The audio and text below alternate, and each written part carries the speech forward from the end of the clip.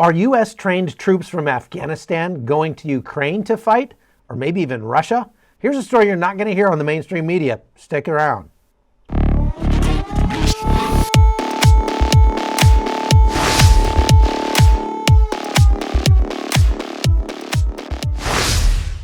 Hey folks, Chuck Holton here. Thanks for watching the Hot Zone. So this is an interesting story that I picked up just my last day in Ukraine when I was over there a few weeks ago, and I'm just now getting around to putting it together.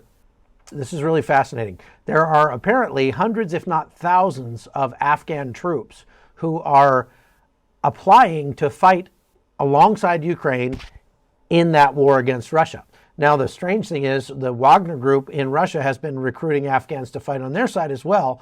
And I guess it makes sense because if you're an Afghan who fought in the war there in your own country and the United States left all this military equipment behind and you were trained by the United States to fight and now you're languishing under the Taliban's rule, you might think about maybe trying to make some money working elsewhere. And apparently you can make between $2,500 and $3,500 a month fighting in Ukraine.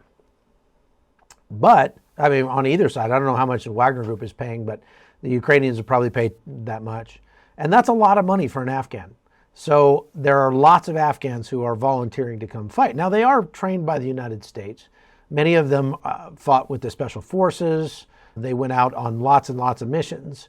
So why are there not battalions worth of Afghan troops already fighting in Ukraine? Part of the reason is because the Ukrainian government is a little bit wary about bringing in Afghan troops. They've actually brought some in already at the beginning of the war.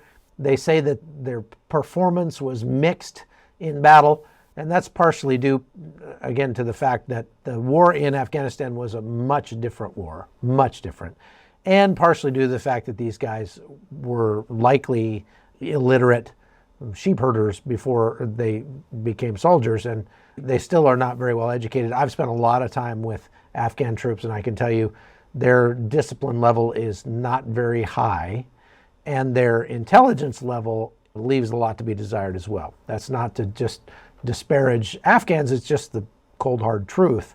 The average IQ level is pretty low in that country. Poor nutrition, poor education, all that.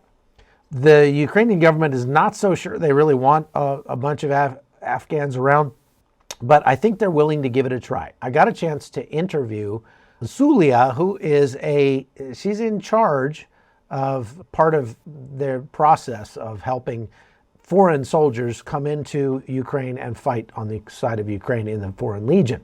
She has helped thousands of veterans from the United States, from Canada, from all over Europe to come in and fight. And so she's very well known in that community.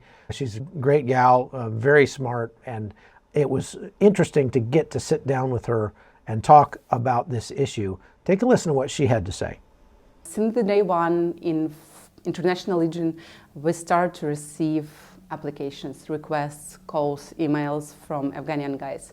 Knowing the situation that is happening there, of course, they're in need, they are pressed by environment, people, family, and situation in their country. And the most seamless and immediate implementation and integration would be to come and join and fight for Ukraine.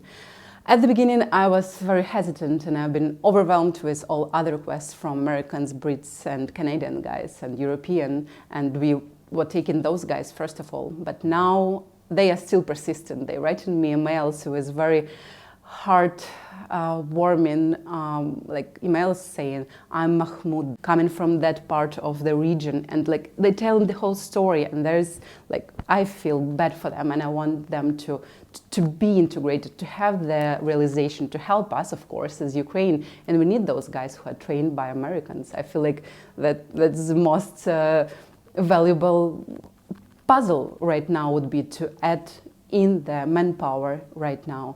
Many of the Afghan guys who are contacting me are saying that that's their war as well, that their grandfather and fathers were fighting against Soviet Union. So they're motivated to come here and help and do this fight and fight with us.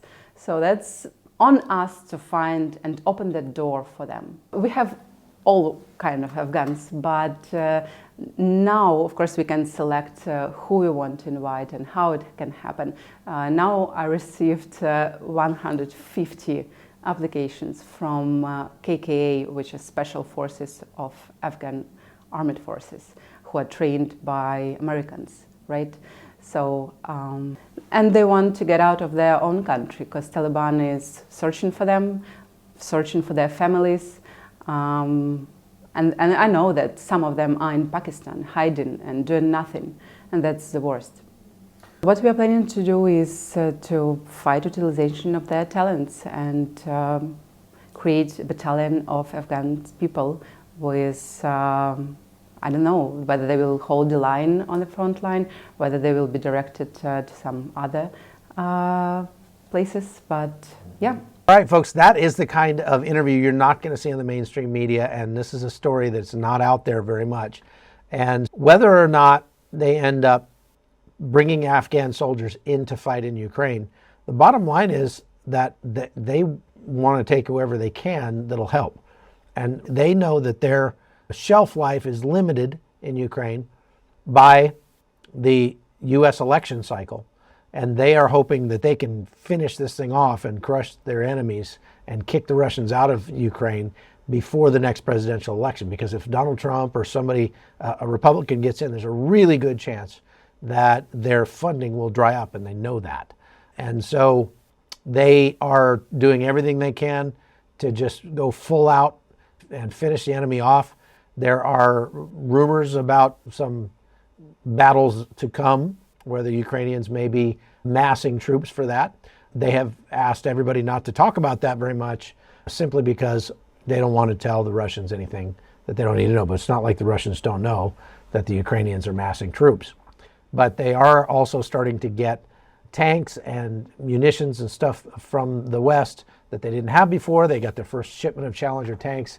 And so that is likely going to make a big difference in their plans. Now, whether or not you see a battalion of Afghan soldiers running around remains to be seen, but we'll keep our eyes on it, and I'll let you know if I hear anything.